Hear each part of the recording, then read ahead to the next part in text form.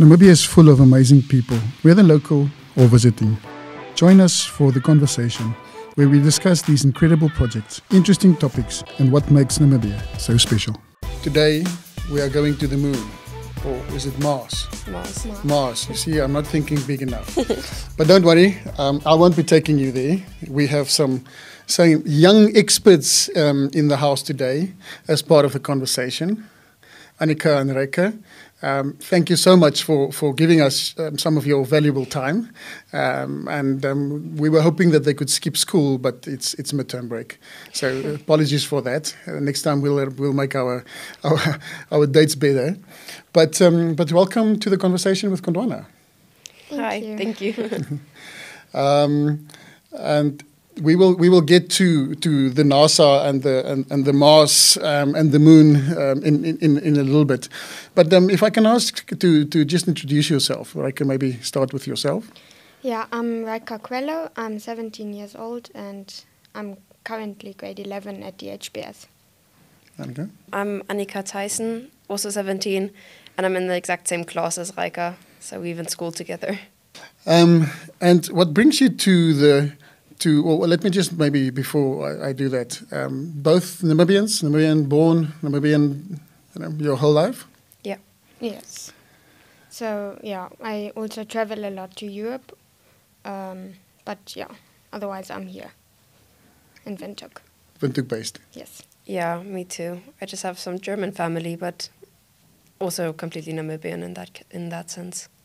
And what brings you to the conversation today is a wonderful experience that you've had in terms of almost going to Mars, in terms of exposure with NASA and the whole trip that you did, and that is where we want to hear your story today. But tell me, where did it all start? It all started. The student that went last year from our school, she handed out the papers to get there, and then she targeted the best students in our grade. So we both applied for it, and Annica got in with the first choice already, and I had to do an interview with the school there in Houston, and then I got in as well, because usually it's actually only one person from Namibia, and yeah, this year was the first time 2 people from Namibia went. And what subjects are they focusing on, Annica? They mostly focus on maths and physics, of course, but also chemistry and biology in a sense. But it's mostly maths and physics. But in my sense, we also used a bit of politics, so that was also quite fun. And are those your favorite subjects? Maths, definitely. Physics, from time to time. The other sciences I like a lot. I also enjoy politics, so yeah, practically targeted all the subjects that I enjoy doing. And Raica, when did this happen? When does this application process happen? It took some time, this whole process. I'm not sure when she handed out the papers. At the beginning of school, practically. Yeah. This year? Mm-hmm. Yeah. 2023? Yeah, but at the very beginning, so it was a very long process. And when did you finally hear that you were chosen to go to Houston? I only heard of it in May, mid of May, because, yeah, I first had to do the interview, so it took longer than Annica's. Mm.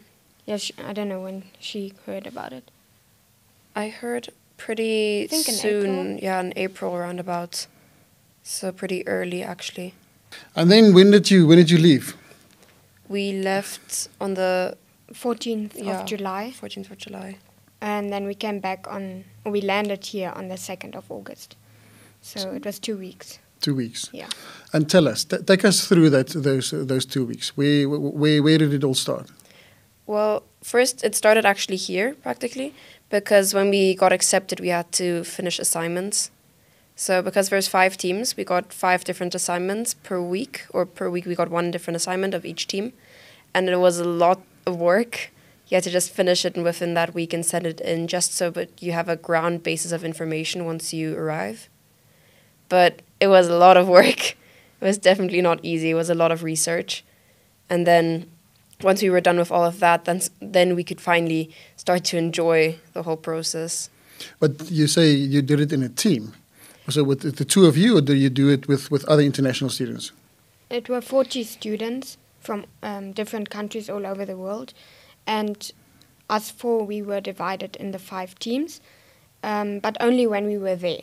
So while we did the assignments, we did it on our own, so they could see what our strengths are and in which team we would fit best. We could obviously help each other a little bit, but yeah.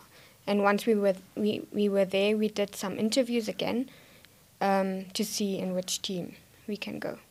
Give me an indication of the assignments. You say it was a lot of work, but what was the assignments about? So all 5 teams had a different objective, practically.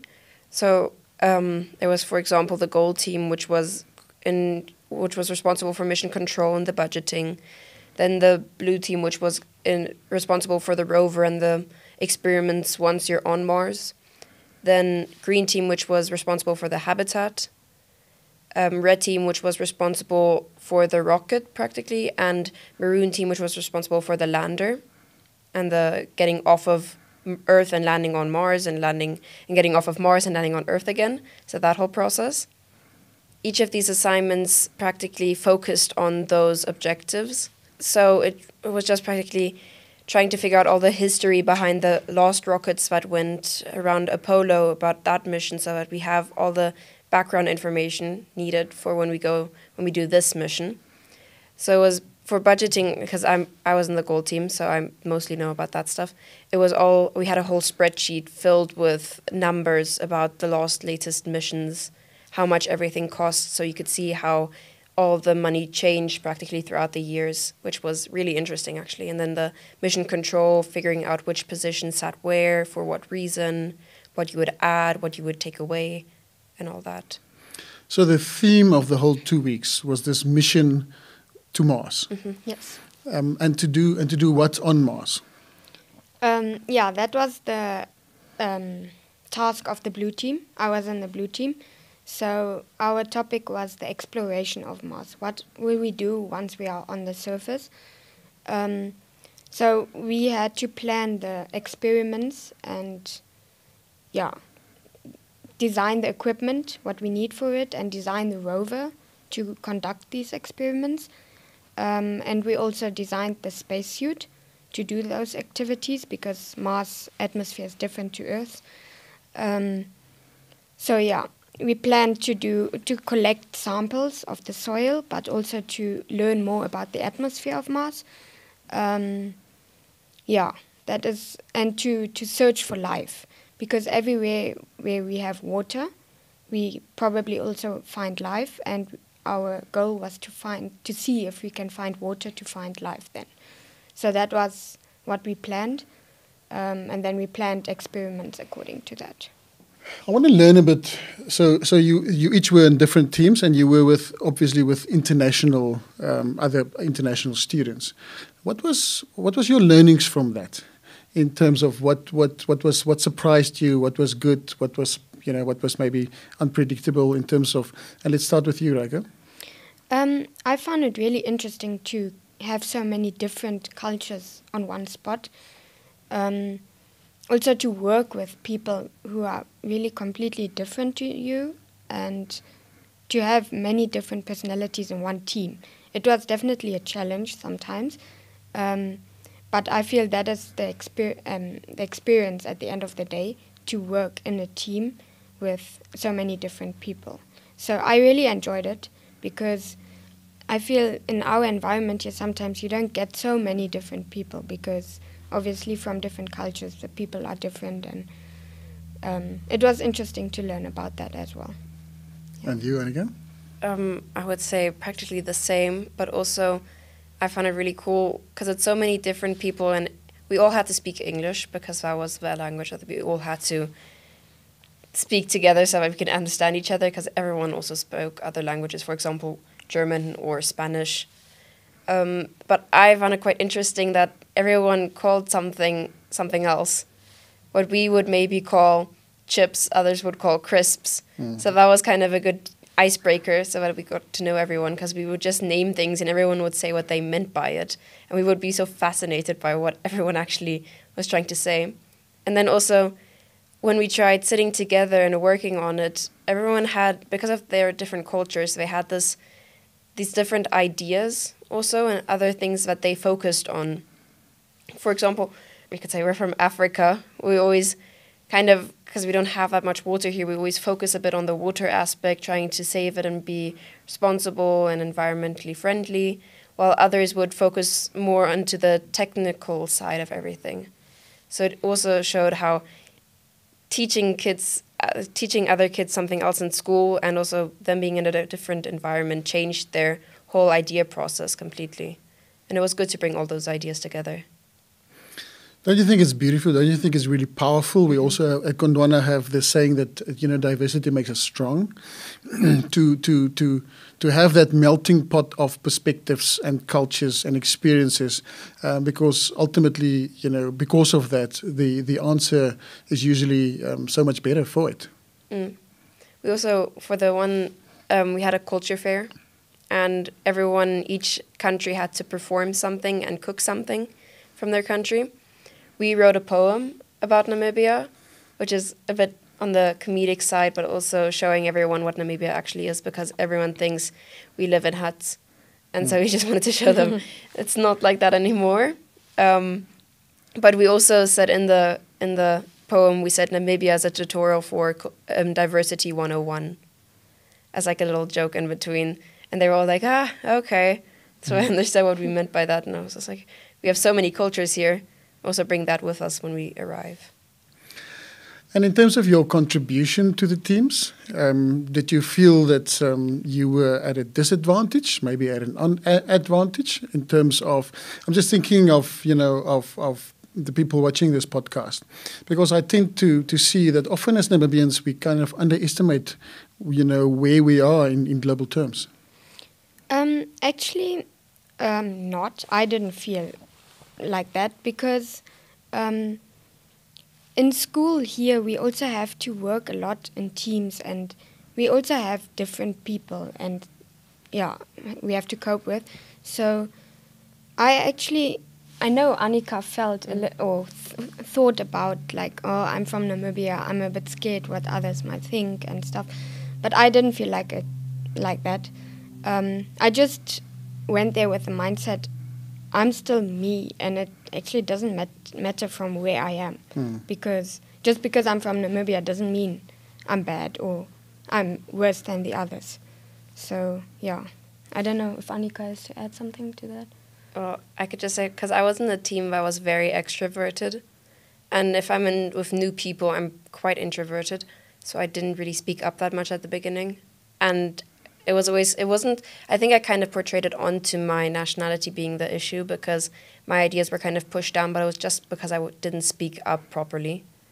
But it's also because I thought, gosh, we're from Namibia, we're not that far along. They might think that we're a bit dumb in a sense, or we don't have that much technology to teach us stuff. But in the end, it actually didn't make a difference. The southern African countries really did well while we were there. So I think it also showed that we aren't as, we aren't as dumb or behind as people think we are. I think that's a very, very important lesson. And I think, Namibia is becoming, our profile is growing in global terms. And I think as Namibians, we must always, know that there's no reason for us to stand back in terms of any area or any field of expertise. So, Annica, just to take it back, so you started with this really hard work in terms of the assignments, and then were there one day where you presented your assignments, or how did that work? So we did those assignments so that we have a kind of basis around we have like a basis knowledge of all the topics, so that in case we get into any single team that we might be able to contribute a bit. But when we got there, we were put into our teams, and then we practically got a whole sheet of paper with questions which we had to answer, following. For example, as I said, I was in Gold Team. We had to check the budgeting for this specific mission. We had to see the mission control, how it would affect this type of mission. And we had to answer all those questions. I think it was about 12 questions plus 2 extra, which we got to choose ourselves. But then we had to put all that stuff together, and we had to communicate with the other teams a lot, because it was often topics that were, I don't know what the word is. It was often topics that all the other teams also had to be responsible for. For example, we also had to check for the psychological and physical health of the astronauts, where mission control can help. So we had to ask Green Team, what are your ideas? Where could we help? What could we say that we could kind of help you with that? And then in the end, we had a big presentation in front of about 60 people, of which quite a few were specialists in the field. And so that was extremely nerve-wracking. So we stood in front of all of them and presented our whole presentation. And how did it go for you, Raica, the presentation? I was feeling nervous at the beginning, obviously, and I was also the first one of all students to start this presentation. Mm-hmm. So, yeah, I was nervous, but it was a good experience, because just like that, you can learn to stand in front of so many people. And I actually also enjoyed it, because it was something different to present with a microphone, and not just in class in front of people you know. So yeah, I actually found it was a really good experience. Yeah. So that is what happened, during the day. You worked hard, but how? Talk me through the social aspects and what happened, in the evenings, and what experiences did you have?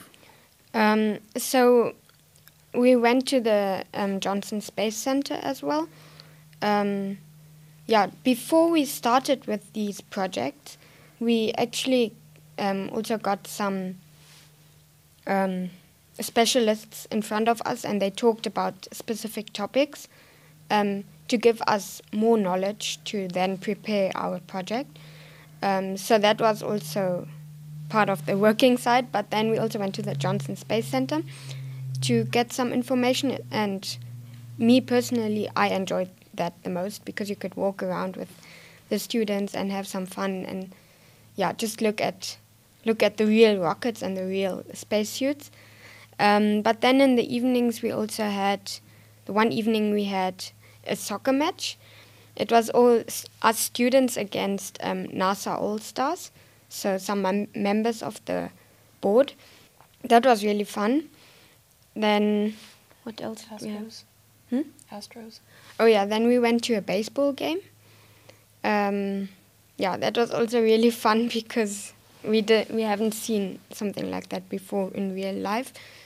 So yeah, and then we also had some evenings just off with our host families, because we stayed with host families, and then we just went for dinner. Yeah, the one evening we had the culture fair, as Annica already said. Otherwise, the days were packed with work. Really busy. Yeah. I don't know. So you stayed with host families, so obviously that gave you some exposure to the real, American culture as well. And any thoughts on that? Any experiences that surprised you on that front, Annica? We were split. We weren't at the same host family, which was first and foremost the first shock. But then we were both with two other girls in our host families. I was with a girl from Ireland and one from Chile. But our family was amazing. We really enjoyed it. It was just cool to see how different they live, but also how similar they are to us. It's not like they're completely different people, but it's just saying, because we always say in Americans are so patriotic, and they always have their flags everywhere, and it's all America, America, America. But my family, for example, the husband, he traveled all around the world for work already. He had such great knowledge about everything around the world. And you always say Americans are quite dumb when it comes to geography, but he was amazing at it. I don't do geography, so I was completely stupid next to him. But he was patriotic, but not in the sense that he pushed it on someone. And that's always the image I get when I see stuff on the internet. But it wasn't like that at all. They were so sweet while we were there. Everyone I met was so sweet. No one ever made any comments or anything. So it was actually very eye-opening to see that America is not as much as I expected as it would be. I think that's so beautiful, and I think that's that's such a relevant answer for everything in life in terms of cultural differences and the world that we live in. Driven by narratives and people being labelled. But if we walk in someone else's shoes, so to speak, and you really get to know other people, and I love the words that you used. Yes, we are different, but ultimately we are so similar. Mm-hmm. It doesn't matter, who you are, where you come from. Tell me, and then did you have a day in terms of the mission to Mars? Was that the presentation? Yeah, that was the presentation because if you put all the work of the teams together, that would be a complete mission to Mars. So, yeah. And the feedback from the audience or the panel to who you presented? Did they say you would survive, or is it goners? Well, first, after each presentation, they absolutely drilled us with questions. We were completely scared because you knew it might be questions that you can't answer. But some also took it quite lightheartedly and also said, yeah, we're amazing engineers, so we all know the answers to all of this. And everyone just laughed. But I think overall they said we have some good ideas and we can't know if it would actually happen, this kind of mission, how we planned it.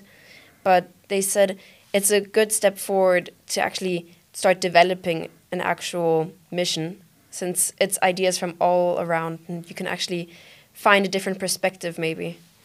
And I think they also, what they are looking for, they're just doing this program also to get as many different ideas as possible from all over the world. So, and also from young people to see how they maybe think about it, and not just from adults. So I think that's why they will take all ideas into consideration to then once plan a real mission to Mars.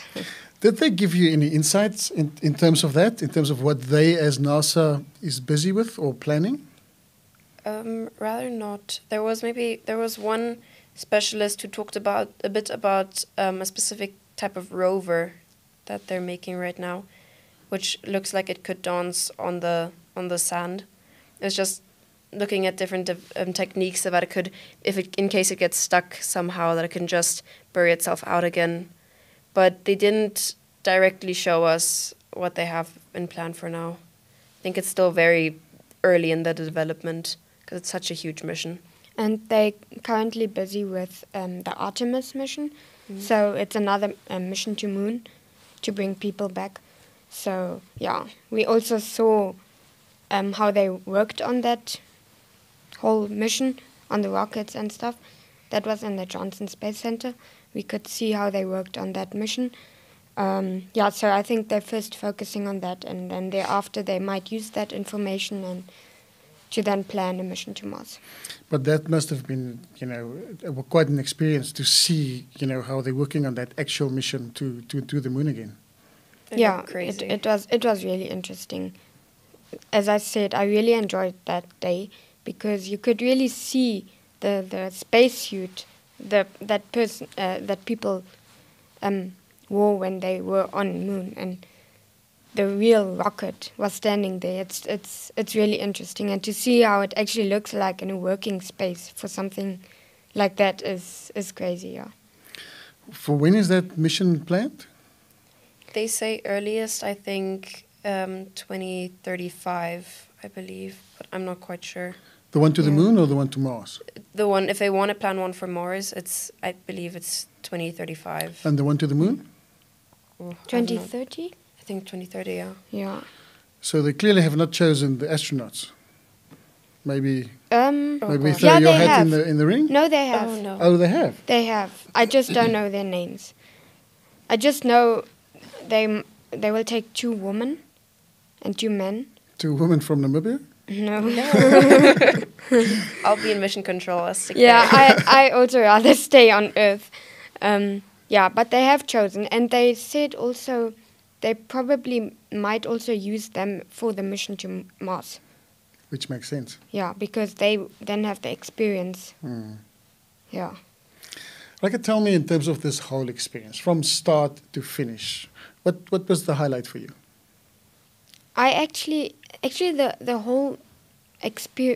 whole trip was an experience.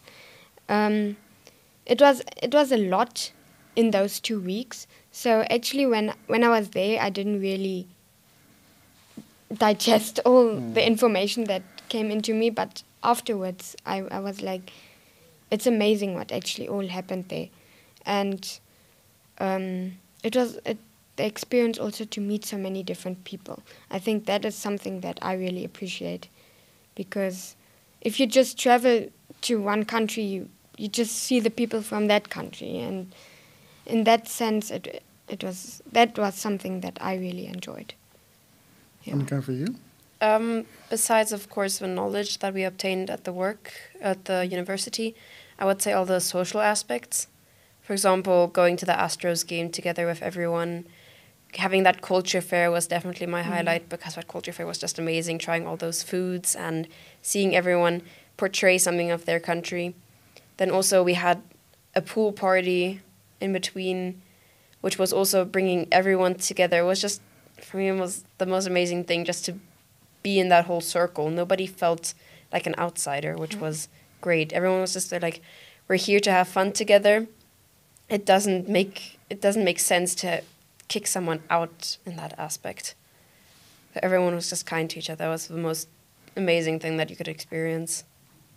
That's cool. And made some good friends?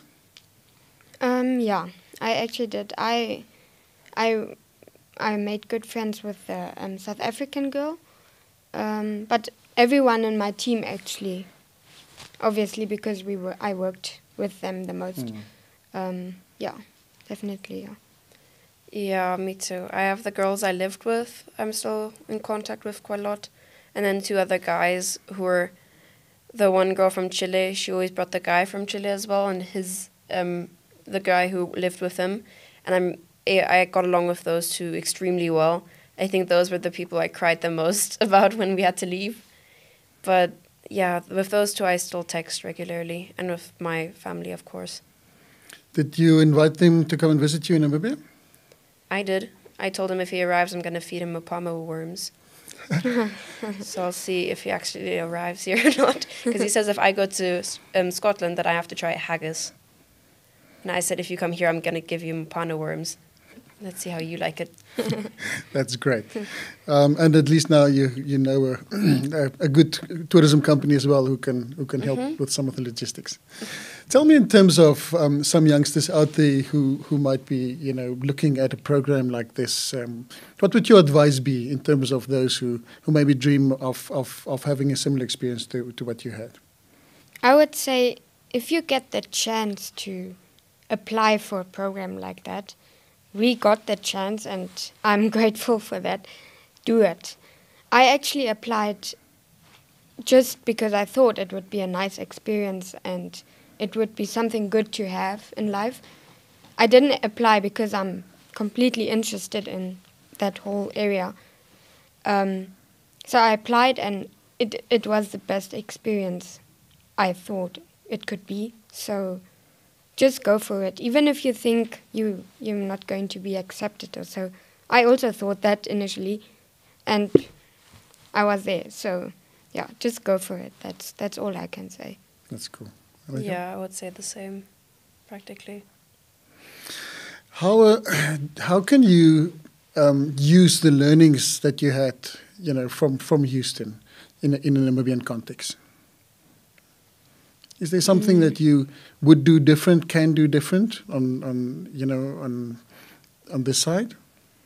I'm not quite sure about the direct stuff we learned, but more about the approach of how we went into the topic, because I don't know, like for example, in our school, if we do projects, it's always we have one idea and we stick to that idea and try and make it as big as possible. But while we were there were so many different ideas. And you always had to think of a backup practically. And that's something that we could actually quite use here a lot as well, that in case someone asks, but what if this happens, that you always think of a backup.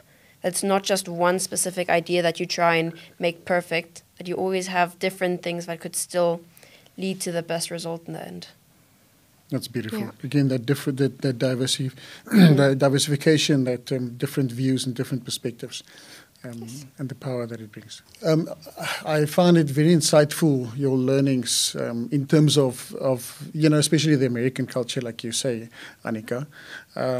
What's coming back? What do you see different on this side? What do you appreciate more here back home? Should I speak? Yes. Okay. Well, I can just say when it was time to leave, I was a bit sad because, of course, you just got this new family practically. But I was really excited to get back. Just, one always says Namibia is far behind when it comes to stuff, but still, Namibia has so much freedom, which you don't have in other countries. You have quite a lot in the States. You have so many shops, you have Starbucks, you have McDonald's and all that. We might not have that. We have Slowtown and Seattle's, but still, we have the freedom. If you go outside of your house and drive outside of Windhoek, then you have an open field of, you might possibly see animals.